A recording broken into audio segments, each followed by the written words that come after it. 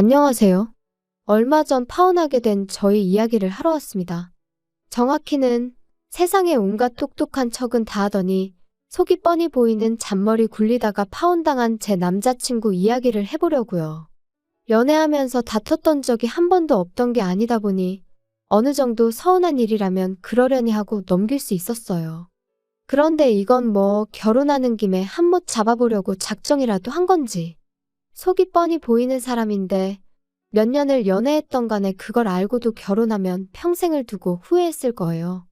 아버지 안 계신다고 해서 제가 팔려가듯 결혼을 하는 것도 아닌데 말이죠. 끝까지 아득바득 우기는 통에 그나마 남아있던 정남이까지 뚝 떨어져 버려서 이참에 시원하게 정리했습니다. 말씀드렸다시피 저희 아버지께서 제가 어릴 적에 일찍 돌아가셨어요. 어머니께서 혼자서 저 키우신다고 엄청 고생을 하셨죠. 집안 살림이며 직장이며 혼자서 고군분투하시는 와중에도 제 공부하는 것까지 다 챙겨주셨어요. 그걸 알기에 어머니께 더 애틋한 마음을 가지고 있습니다. 남들보다 더 각별한 모녀관계라고 자부할 수 있을 정도로요. 어려운 상황임에도 어머니 덕분에 걱정 없이 공부할 수 있었고 그 덕에 대학에도 들어갈 수 있었어요. 아버지 살아계실 적에 모아놓은 돈이 어느 정도 있었어서 저희 집이 대학은 꿈도 못 꿀 만큼 찢어지게 가난한 상황은 아니었지만 그래도 어머니 덕분에 대학교 들어가서도 학비나 생활비 신경 쓰지 않고 맘 편히 공부할 수 있었습니다. 그 덕에 졸업도 무사히 할 수 있었고 졸업 후에는 학교 선배의 동물병원에서 곧바로 실습도 시작할 수 있었죠. 실습이라 할지라도 월급이 적은 편이 아니었다 보니 이제부터는 제가 어머니께 효도를 할 차례라고 생각했어요. 그동안 아낀다고 못 해본 외식도 해보고 쉬는 날 활용해서 당일치기 1박 2일로 어머니랑 국내 여행도 다니고 그런 식이었죠. 그렇게 저도 어느 정도 경력이 쌓이고 나서는 저도 제 병원을 열어보면 좋겠다는 생각이 들어서 비는 시간 틈틈이 활용해서 상가를 보러 다녔습니다. 하지만 그 비용이 말도 못할 정도로 엄청났어요. 살던 동네 근처에서 시작해 욕심을 버리고 그나마도 비용이 저렴한 경기도 구도심까지 찾아봤지만 월세 조건이 만만치 않았습니다. 그래서 개업을 포기하려던 찰나에 어머니께서 같이 어디 좀 다녀오자면서 저를 데리고 나가셨어요. 저를 데려가셨던 곳은 부동산이었습니다. 아버지께서 돌아가실 때 나온 사망보험금이 있었는데 그 돈을 그동안 저 모르게 굴리고 계셨다고 해요. 투자에는 워낙 초보셨다 보니 많은 수익을 내지는 못했지만 제 병원 차려줄 만큼은 되니까 걱정 말라시더라고요. 아빠가 살아있었다면 분명히 병원을 차려줬을 거라고. 그러니까 이건 따지고 보면 엄마랑 아빠랑 같이 해주는 거니 사양 말라고 하시는데 흘러나오는 눈물을 숨길 수가 없었습니다. 이제는 제가 효도할 차례라고 생각했는데 아직도 어머니 눈에는 제가 도움이 필요한 어린아이처럼 보였던 거예요. 그 사실이 죄송스럽기도 하고 너무 감사해서 정말 펑펑 울었어요. 부동산 계시던 분도 너무 감동적이라고 하면서 같이 울어주셨네요. 대신 저도 어머니께 하나 약속드린 게 있습니다. 앞으로 제가 버는 돈의 절반은 어머니 드리겠다고요. 사실 그 돈을 다 써버리면 어머니 노후자금을 다 쓰는 거나 마찬가지였거든요. 그러니 제가 그냥 빌려서 갚는 거라 생각하시라고 했어요. 개원은 제가 눈여겨보았던 경기도권 구도심에 하게 되었습니다. 인구가 많지는 않은 지역이긴 하지만 제 병원이 있는 상가 주변으로 아파트가 엄청 많이 들어서 있는 좋은 입지 조건이라 수익은 제가 생각했던 것보다 훨씬 더 잘 나왔어요. 그렇게 열심히 일하던 와중에 저도 연애를 시작하게 되었습니다. 남자친구는 같은 건물 5층에 있는 학원에서 수학을 가르쳐주는 수학 선생님이었어요. 제 병원은 건물 1층에 있었는데 통일이 너머로 저를 보고 첫눈에 반했다며 매일같이 저한테 커피도 사다 바치며 끈질긴 구애를 하던 사람이었죠. 넉살도 좋고 유머 감각도 좋아서 저도 남자친구한테 호감을 느꼈고 이내 저희 사이는 연인 사이로 발전하게 되었습니다. 그렇게 1년 반 정도 연애를 하다가 둘 사이에 결혼 이야기가 오가게 되었고요. 너무 늦은 건 아니었지만 둘 다 나이가 있다 보니 결혼 이야기가 나오기 전에도 종종 서로의 미래에 대해서 이야기를 자주 나눴었습니다. 그 당시에 나눈 이야기들이 결혼과 연관된 이야기이긴 했지만 그때 당시에는 결혼 약속을 했던 사이가 아니었다 보니 서로 이야기를 나누면서 가치관으로 부딪힐 일이 전혀 없었죠.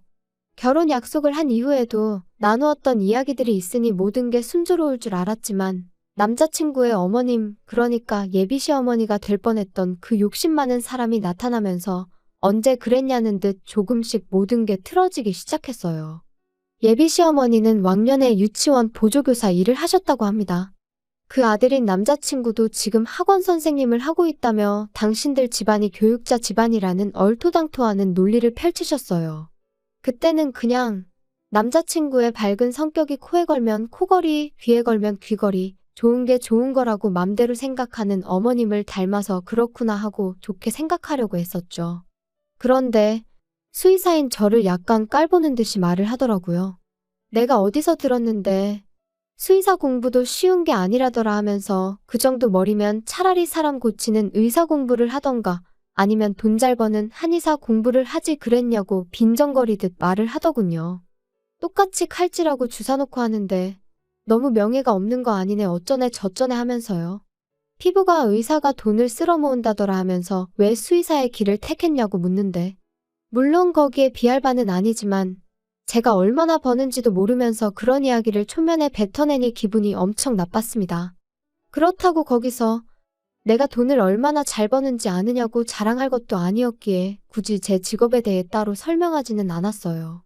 그런 말 듣고 해명하는 꼴도 우습다 생각했고요. 예비 시어머니는 그래도 우리가 교육자 집안이 아니겠냐며 당신을 스스로 깨어있는 시어머니라고 자칭하더라고요. 시집살이 그런 것도 못 배운 사람들이나 시키는 거지. 자기는 그런 거 시킬 생각은 꿈에도 없다고요. 아들 장가 보내면 둘이 알아서 잘 살게 내버려둬야 자식들도 알아서 나중에 효도하고 그런다 하면서 자기가 얼마나 오픈마인드인지 설명하기 바빴어요. 하지만 하나 강조한 게 있는데 요즘은 맞벌이는 선택이 아닌 필수라고 하면서 결혼했다고 해서 집에서 살림만 할 생각은 꿈도 꾸지 말라고 하더군요. 우리 아들이 혼자 버는 꼴은 눈에 흙이 들어가도 못 본다시면서요. 애초에 제가 결혼해서 살림할 생각이었다면 개원도 안 했을 거 아니겠냐고 따져묻고 싶었습니다. 쉴 생각은 추워도 없었는데 그것보다 더 기분이 나빴던 건 역시 저를 학원 선생님인 남자친구보다 밑으로 깔고 보는 예비 시어머니의 태도였어요. 이미 대화 나누는 와중에 몇 번이고 한마디 해야겠다 그런 생각까지 들었는데 일단 결혼 이야기 나오고 처음 인사드린다고 나온 자리였다 보니 몇 번을 속으로 눌러 참으며 그냥 이 자리가 빨리 끝나길 기다리고만 있었네요. 안 끝날 것만 같았던 인사 자리도 겨우겨우 끝나게 되었어요. 예비 시어머니는 다음에는 상견례 할 때나 보겠네 하면서 자리를 떠나셨죠. 남자친구가 우리끼리 데이트나 더 하다 가자고 제안을 했는데 기분이 영 아니었다 보니 자리가 자리였던 만큼 내가 너무 긴장했었나 보다고 피곤해서 오늘은 안 되겠다 말하고 집에 돌아와 버렸습니다. 저희 어머니께서 예비 시어머니 만나고 온 자리는 어땠냐며 궁금해하셨는데 아무 말도 해드릴 수가 없었네요. 그냥 남자친구한테 했던 말 그대로 너무 긴장했어서 경황이 없어서 무슨 말 나누었는지도 잘 기억도 나질 않는다고 하고 넘겼습니다. 그리고 일주일 지나서 남자친구와 만났어요. 일터가 같은 건물이다 보니 남자친구가 매번 하던 것처럼 커피 사들고 병원에 찾아오긴 했지만 바쁘다는 핑계로 남자친구를 그냥 돌려보냈었습니다. 눈치가 있는 사람이라면 뭔가 이상하다는 걸 느꼈을 텐데 일주일 만에 만난 남자친구에게 그런 기색은 전혀 보이지 않았어요. 오히려 이제 우리 어머니도 만나봤으니 결혼 관련해서 좀 현실적인 이야기를 해봐야 하지 않겠냐고 들더라고요.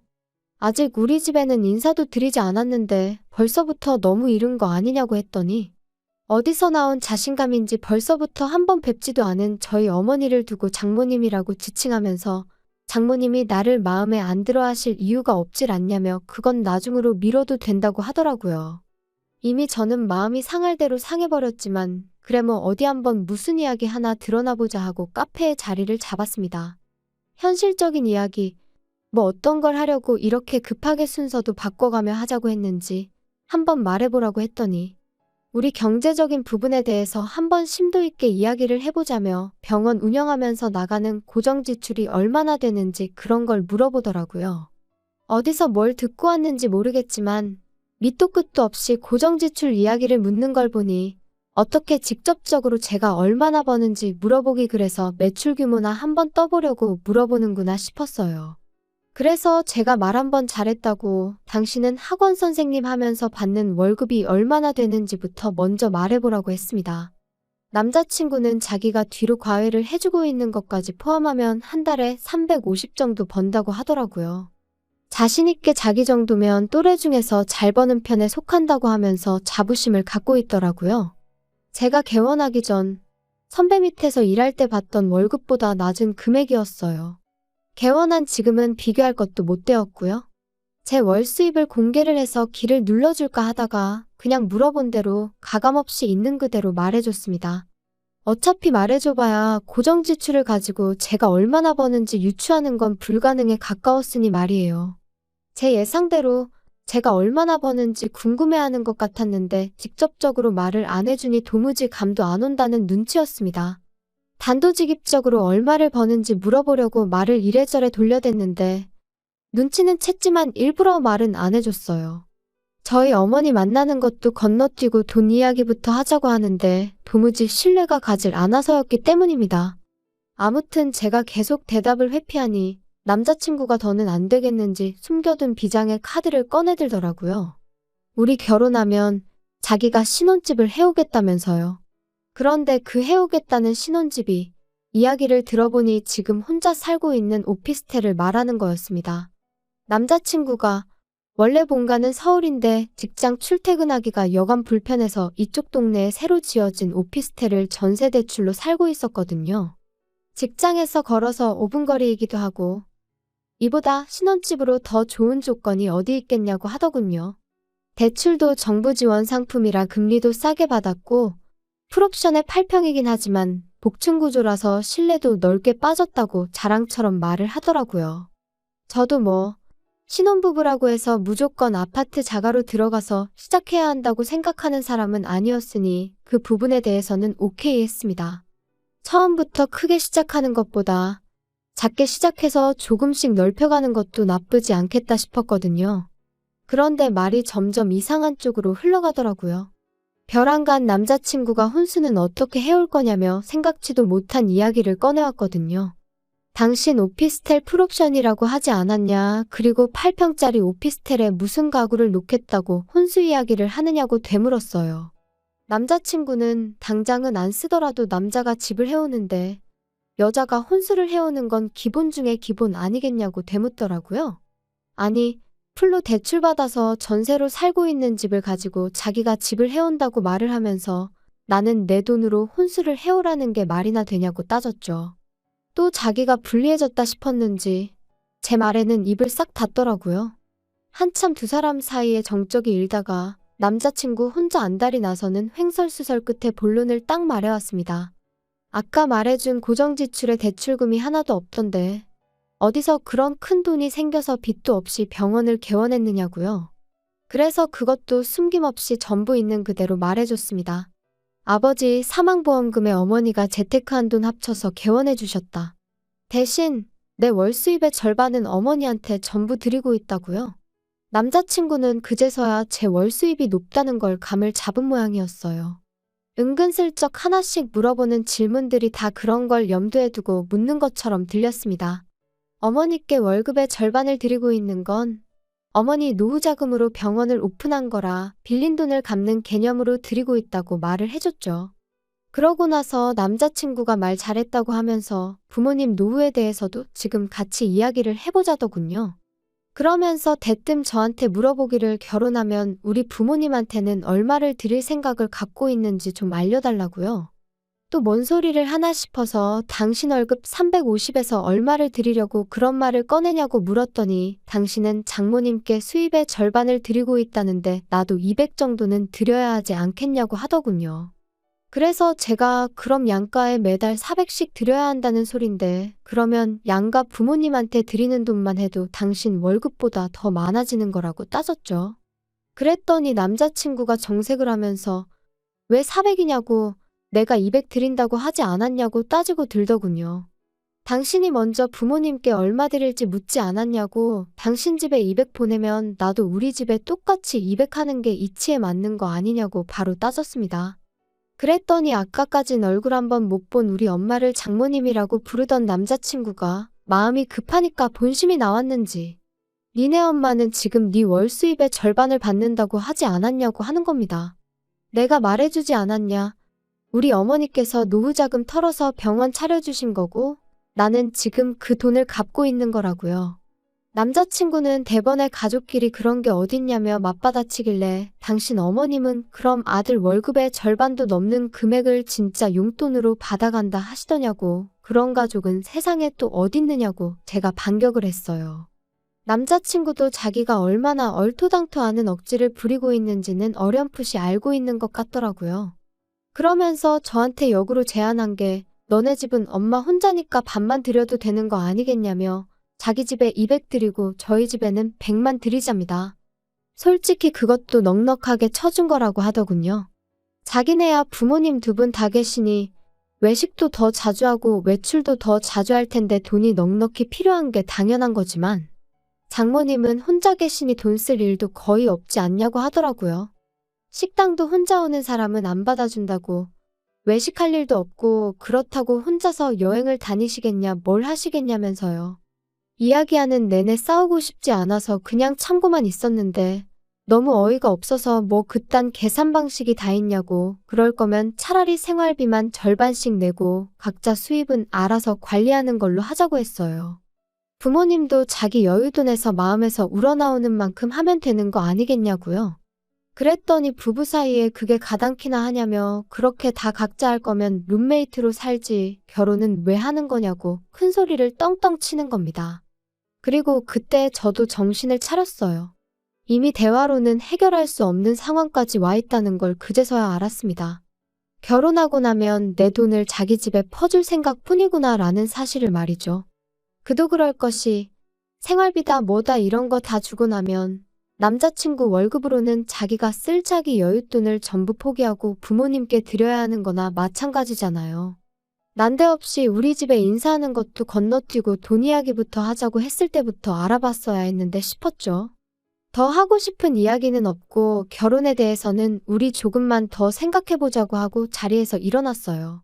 남자친구가 병원에 자꾸 들러서 이야기 좀 하자길래 이러지 좀 말라고 자꾸 찾아오면 영업방해로 경찰에 신고하겠다고까지 했습니다. 그 후로 일주일 조금 지나서 남자친구 어머니한테서 전화가 왔어요. 전화 받으니 저를 우리 며느리라고 부르시더라고요. 남자친구한테 이야기 못 들으셨냐고 결혼 이야기는 다시 신중하게 생각해보기로 했다고 대답했죠.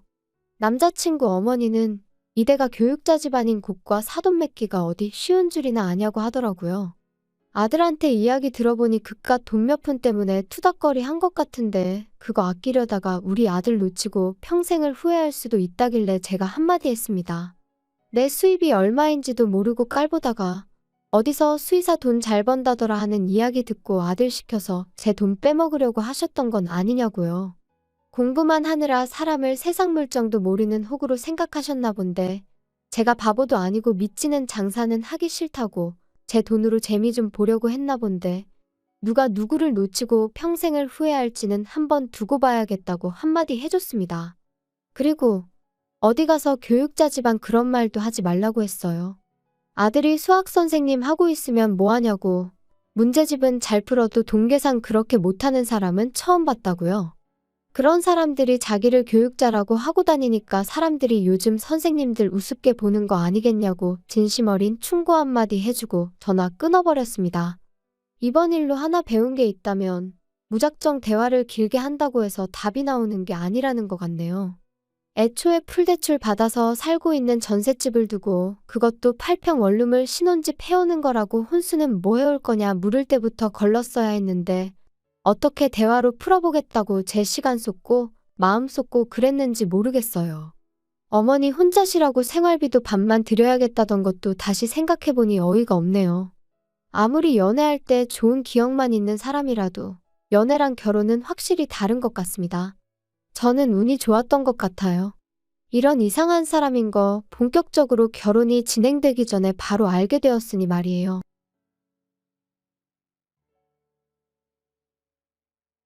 안녕하세요. 작년 가을 이혼녀가 되어버린 30대 후반의 여성입니다. 소름 끼치는 남편과 더는 한 이불을 덮고 살 자신이 없어서 뒤도 안 돌아보고 도망치듯 이혼했어요. 그리고 지금도 그때를 생각하면 온몸이 부들부들 떨린다니까요. 제가 사람 보는 눈이 없어도 너무 없었던 탓이겠지만 남편과 저는 일적으로 처음 알게 되었어요. 일단 제 직업은 방송국 PD로 제 입으로 말하기는 조금 남사스럽지만 나름대로 잘 나가는 편입니다. 반면 남편은 작은 광고회사에서 일하던 사람으로 유명세 같은 건 전혀 없는 사람이었어요. 그리고 처음 현장에서 마주쳤을 때는 솔직히 말 한마디 섞을 이유가 없기도 했는데 그 이유가 한 공간에 있었다 뿐이지 아예 업무 자체가 달랐거든요. 하지만 어쩌다 보니 또 한 번 같이 일할 기회가 생겼고 그때는 남편이 먼저 와서 아는 체를 하대요? 그런데 사실 그렇게 받는 인사도 저에겐 특별한 일은 아니었어요.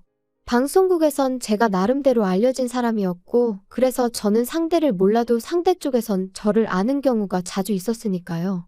아무튼 나름대로 반갑다고 아는 체를 하는 남편이 스치듯 제 기억 속에서 떠올랐고 그래서 저도 그때 그분이시냐 하곤 가볍게 인사를 나눴습니다.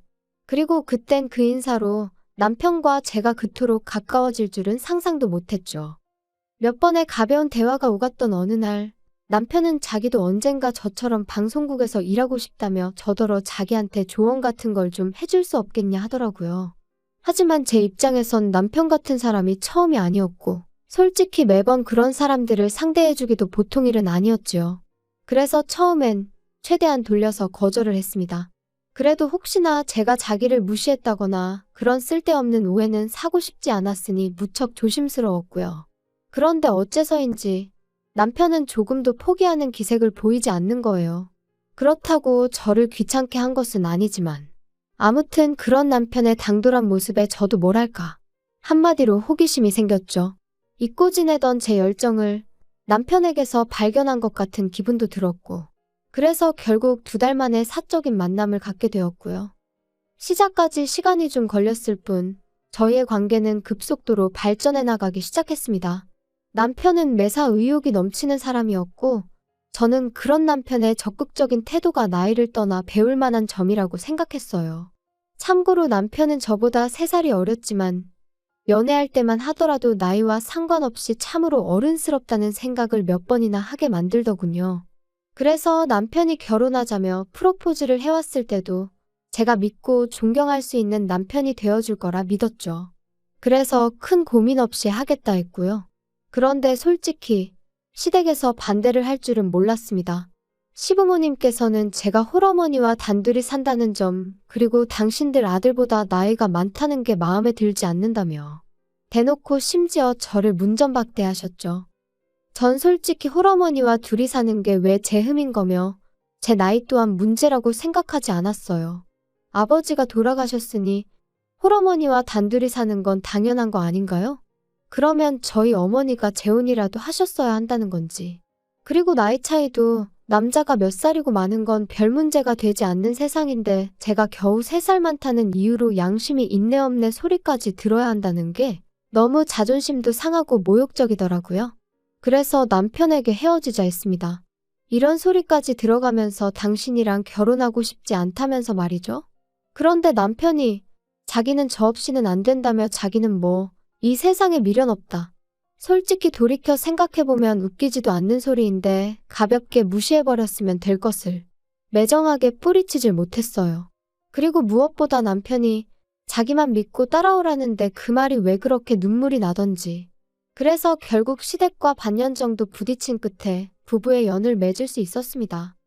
결혼할 때 남편은 사회생활을 시작한 지 몇 년 되지 않아 모아둔 돈이 많이 없었어요. 그리고 시댁에서는 반대하는 결혼을 강행하는 저희한테는 한 푼도 보태줄 수 없다시대요. 그래서 결국 남편은 3천만 원을 가지고 온 게 전부였지요. 반면에 저는 제가 모아둔 돈도 넉넉했고 어머니가 해주신 재산도 꽤 있었습니다.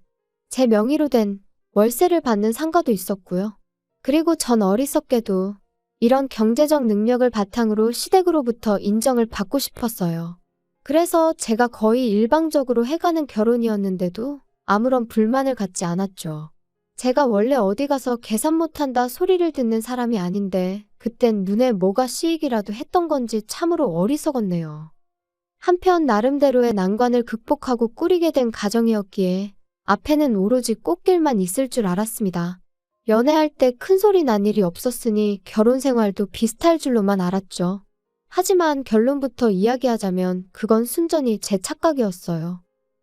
많은 일들이 있었지만 남편이 제 이름을 팔고 다녀서 저를 너무 힘들게 했거든요.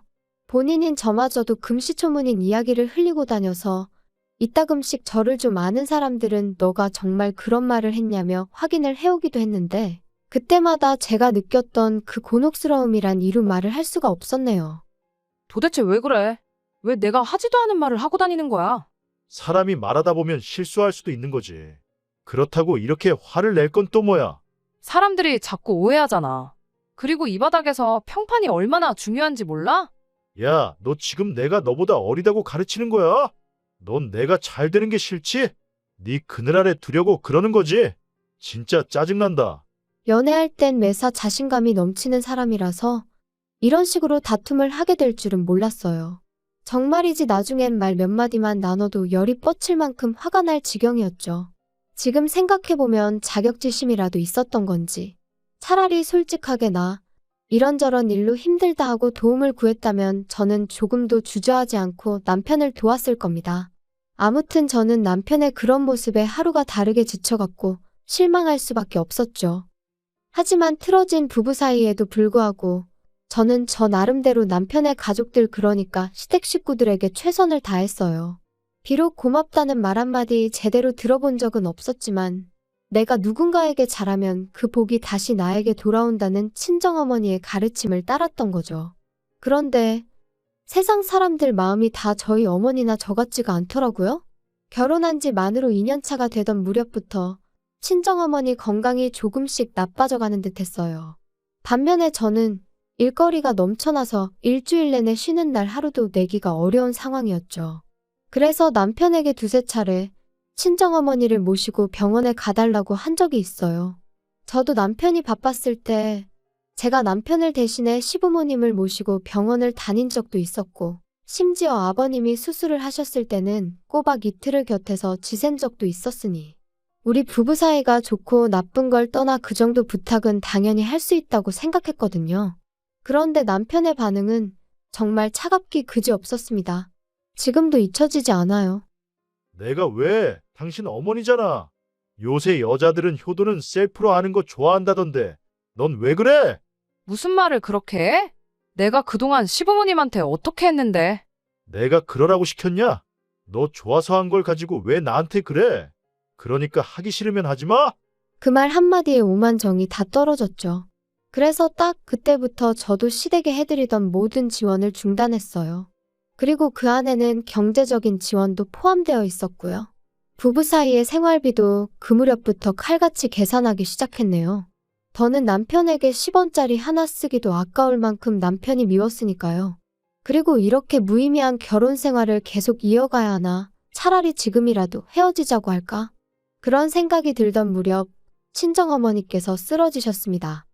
병원 말로는 신경성으로 달리 손 써볼 방법도 마땅치 않고 이런 식이라면 어머니가 1년이나 버티실 수 있을지 모르겠다고 했어요.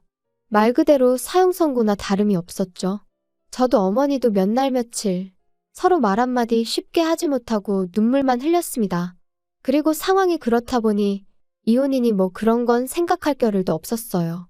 남편도 남편대로 그때만큼은 저나 어머니에게 나름대로 신경을 쓰려고 하는 게 보이기도 했고요. 하지만 미리 말해두지만 이건 다 생쇼에 불과했네요. 그렇게 속절없이 시간만 흘러가던 어느 날 저는 친정어머니의 담당이로부터 뜻밖의 이야기를 듣게 되었어요. 얼마 전부터 한국에 수입이 되기 시작한 신약이 있는데 그게 저희 어머니한테 효과가 있을지도 모르겠다고요. 그런데 문제는 보험이 안 된답니다. 한 번 투약하는데 700만 원 가까이 들고 2주에 한 번씩 10번은 투약하셔야 될 거라면서. 하지만 저는 고민하고 말고 할 것도 없이 해보겠다 했어요. 막말로 앉아서 돌아가실 날만 기다리고 계시게 하느니 뭐라도 해보는 게 당연하지 않나요? 그리고 정말 돈이 없다면 모를까. 아니 없다고 해도 어떻게든 해드렸을 거예요. 그런데 남편이 이 이야기를 듣더니 아니, 너 생각을 하고 말하는 거야? 한 번에 700씩 10번이면 7천이야. 7천이면 웬만한 중형차는 사고도 남는 큰돈이라고. 지금 너는 우리 엄마랑 중형차를 비교하는 거야? 제정신이니? 아니, 말이 그렇다는 거지. 근데 효과 없으면 환불은 해준대? 진짜 한심해서 말도 안 나오네. 너야말로 머리에 뭐가 들어있는 거야? 내가 지금 뭐 쇼핑하는 거야? 거봐, 환불도 안 해준다는 거잖아. 그거 다 상술이야. 7천이라니 생각할수록 욕 나오네. 너는 가족이 장모님 뿐이야? 내 생각은 안 해. 미래에 태어날 우리 아이한테는 뭐 어쩔 건데. 쓸데없는 소리 하지 마. 당신한테 돈 달라고 안 할 거고 내 능력으로 해드리는 거니까. 그리고 당신하고 알고 지낸 시간보다 내가 엄마 딸로 지낸 시간이 훨씬 길고 의미 있거든?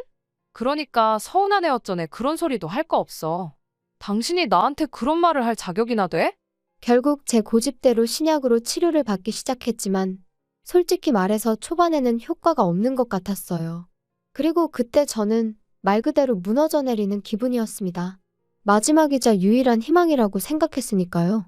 그런데 정작 남편은 자기가 뭘 했냐며 의기양양해하는 꼴이라니. 한마디로 정말 재수가 없더라고요. 하지만 편찮으신 어머니께선 당신까지 떠나고 나면 제 옆에는 남편 하나 남는다 생각하셨는지 계속해서 저더러 남편에게 잘해주라 하시고 저희 남편한테도 번번이 당신이 미안하다 하셨는데 다시 그때를 떠올리니 가슴에 돌 하나 걸린 듯 속이 불편하고 답답해지네요. 아무튼 정말 하루하루가 암담했지요.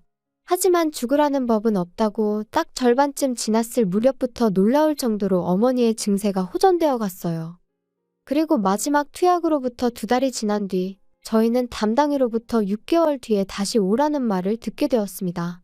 치료가 성공적으로 끝났지만 추이를 지켜보자는 이야기였죠. 어머니도 저도 벅차오르는 감정을 주체하지 못하고 병원을 나서며 얼마나 울었는지 몰라요. 그리고 이튿날 저는 어머니랑 제주도로 여행을 떠났습니다. 어머니가 병원 생활을 무척이나 답답해 하셨거든요. 그래서 3박 4일 동안 맛있는 것도 먹고 즐거운 시간을 보내고 왔어요. 그리고 그러는 동안 남편은 말이라도 한마디 가령 잘 쉬고 오라던가? 네, 전혀 없었습니다. 저도 뭐 별 기대도 없었지만요. 한편 꿈같은 여행을 끝내고 어머니를 댁으로 모셔다 드리고 집에 왔어요. 원래는 어머니더러 당분간 저희 집에서 같이 지내시자 했지만 어머니가 사위 불편하게 하기 싫으시다며 거절을 하셨거든요. 아무튼 그래서 이제 짐 정리도 하고 어질러진 집도 치우고 그러고 있는데 남편이 거칠게 현관문을 열고 집 안으로 들어오더군요. 그리고 얼마나 술을 마셨는지 자기 몸 하나 제대로 가누지도 못하면서 저더러 한다는 소리가 너랑 니네 엄마 때문에 다 망했다. 다 꼬였어. 꼬였다고. 내 인생 책임져. 갈 사람이 때가 되면 가야지. 진짜 짜증난다. 지금 뭐라고 한 거야? 갈 사람이라니? 너 지금 우리 엄마가 갈 사람이었다는 거야? 그럼 죽을 날 받아놨으면 그냥 적당히 살다가 가야지. 그걸 왜 마음대로 연장을 시키냐고. 모녀가 똑같이 이기적이야. 지들밖에 몰라. 정말이지 온몸에 소름이 쫙 끼치면서 저 인간이 저러다 나한테도 무슨 짓을 할지도 모르겠다는 생각이 들더군요. 그래서 간단한 짐만 챙겨서 술 취한 남편이 잠이 든 틈을 타 도망치듯 집을 나왔습니다. 그리고는 바로 어머니 댁으로 향했어요. 원래는 어머니를 걱정시키긴 싫어서 호텔로 가려고 했는데 그러다 남편이 혼자 계신 어머니한테도 찾아가 패악질을 할지도 모르겠다는 생각에 그럴 수도 없었거든요. 어머니는 어머니대로 방금 헤어진 딸이 얼굴이 사색이 되어서는 돌아왔으니 몹시 놀라신 눈치셨습니다. 그리고 그런 어머니께 저는 그간의 제 결혼 생활부터 시작해서 아무래도 이혼을 해야 할 것 같다더는 같이 못 살겠다는 이야기까지 전부 털어놓았죠. 자꾸만 당신 탓을 하시는 어머니 때문에 가슴이 더 답답해졌던 것도 사실이지만 그래도 결국 제 편은 어머니 한 사람뿐이더라고요. 이튿날부터 저는 변호사를 만나고 이혼을 준비해 나가기 시작했습니다. 그리고 저는 그 과정에서 황당한 몇 가지 사실을 알게 되었어요. 일단 결혼 당시 남편이 모아둔 돈이 없다고 했지만 실은 남편 명의로 작은 오피스텔이 하나 있었다는 거. 그리고 그 오피스텔을 월세로 주면서 거기서 나오는 모든 돈을 시부모님께 드리고 있었다는 걸요. 그리고 또 한 가지. 회사에다가 공공연히 자기는 금방 관둘 거라고 그러고 다녔답니다. 저희 어머니가 돌아가시면 어머니 재산이 유일한 핏줄인 저한테 오게 될 거고, 그러면 저한테 얘기해서 뭐 광고회사를 하나 차릴까 싶다며. 물론 저는 금시초문 생각조차 해본 적 없던 이야기였어요. 또다시 남편이란 작자에게 소름이 끼치더라니까요. 한편 변호사는 이 모든 게 저에게 유리한 정보라고 했지만 기쁘지만은 않았던 것도 사실이에요. 웬일로 집에 다 들어왔냐? 당신 보고 싶어서 온 거 아니니까 관심 꺼. 그리고 엄밀히 말하면 이 집은 내 집인데 내가 왜 나가 있나 싶더라. 그러니까 오늘부로 당신이 방 빼. 참나, 그게 말이 되냐? 남편을 내쫓는다니 말도 안 된다. 그럼 말이 되고 말고. 너 이제 내 남편 아니야. 나 너랑 이혼할 거거든. 이혼 같은 소리 하네. 나 이혼 못해. 너 때문에 나 개털됐으니까 네가 책임져야지. 아, 신우한테 오피스텔 넘겨줘서? 그러니까 왜 그렇게 경거망동을 했어. 그리고 진짜 입에 담기도 싫지만 우리 엄마가 돌아가시면 그 재산이 내 거지 네 거야? 정말이지 더는 한마디도 너랑 말 섞기 싫으니까 당장 나가. 안 그러면 내일은 사람 불러서 끌어낼 거니까. 이혼이 뭐 그렇게 쉬운 일인 줄 아냐? 내가 나간다 나가. 나야말로 너한테 질릴 대로 질렸어. 여자가 돼서는 독해 빠져가지고. 아무리 그래도 무능한 너보단 내가 낫지. 남편은 저에게 온갖 쌍욕을 퍼부으며 집을 나갔어요. 남편이 완전히 제 시야에서 사라지고 나서야 비로소 참았던 숨이 터지듯 나오더라고요. 그리고 이후로 저는 변호사의 도움을 받아가며 몇 달의 공방 끝에 남편과 이혼을 할 수 있었습니다. 결혼 기간이 짧아 위자료랄 건 없었지만 적어도 뭐 하나도 빼앗기지 않았으니 참으로 다행이다 싶었죠. 그리고 들려온 남편의 소식은 아주 재미났습니다. 일단 남편은 저희 어머니가 처음에 앞으로 1년 정도 사신다 소리가 나왔을 무렵 시집 간다는 신우한테 기분이랍시고 자기 오피스텔을 줘버렸던 거였죠. 아마 모르긴 몰라도 저희 어머니만 돌아가시면 재산 꽤나 생긴다 생각하곤 아까운 줄 모르고 말 그대로 헛짓거리를 했던 걸 거예요. 그런데 이제 저랑 이혼을 하게 되면서 신우한테 그걸 돌려달라고 했나 본데 그 핏줄이 어디 가나요? 신우가 뭔 소리냐며 내가 그걸 왜 돌려주냐고. 그래서 아주 집안이 난리가 났던 모양입니다. 그리고 제가 이 일을 이토록 상세히 알게 된 건 시부모님이 저 때문에 남매가 아주 등을 찌고 살게 되었다며 책임을 지라고 저한테 따지러 오셨거든요. 그래서 제가 두 분 능력으로 하나 더 사주시라고. 아, 돈이 없어서 그렇게 못해주시냐고 쏘아붙였네요. 그 와중에 싸가지니 뭐니 그런 것까진 생각도 안 했고요. 그리고 한 가지 더 가뜩이나 제가 이혼하게 된 전후 사정을 아는 친구가 남편 회사의 대표와 지인이기도 했고 친구는 저하고 상의를 한 것은 아니었지만 제 남편이 너무너무 꼴보기가 싫더랍니다. 그래서 그 대표에게 저희 남편이 사업이니 뭐니 헛물을 키고 다닌다며 이러다 이 회사 기밀도 빼가는 건 아니냐고 바람을 좀 넣었던 모양이에요. 그리고 그러자 대표도 그렇지 않아도 그 직원 때문에 다른 직원들 불만이 이만저만이 아니었다면서 결국 해고시켰답니다. 팀워크도 부족하고 불성실하고 뭐 아주 틀린 말도 아니었으니 남편도 제대로 한마디 반박도 못해보고 쫓겨나듯 나왔나 봐요. 저더러 네가 꾸민 짓이냐 그러고는 연락이 왔었는데 그때만 해도 저는 아무것도 몰랐던 때라서 이 인간이 뭔 소리를 하는 건가 싶었는데 비하인드 스토리를 알고 나니 정말 웃겨서 한참을 웃었다니까요.